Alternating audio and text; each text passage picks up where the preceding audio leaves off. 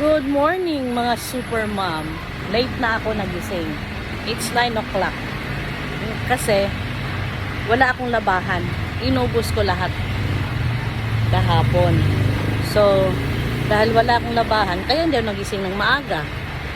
Ang plano ko, mamayang hapon na ako maglaba. Pagdating ng mga estudyante ko at saka yung maliligo, yung mga anak ko, mamaya magsipagliguan na yan. O, diba? Kaya kami madaming laban kasi sa umaga naliligo. Tapos maya-maya pag nainitan sa hapon maligo.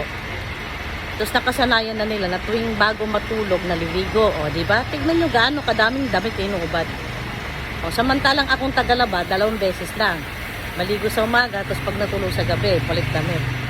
Sila hindi. Diba? So ngayon, dahil kahapon binanatan ko yung labahan ko, relax si Superman.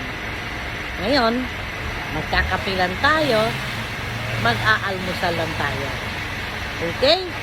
So, ang i-almusal ko ngayon guys, yung binili ko na oatmeal with mixed fruits.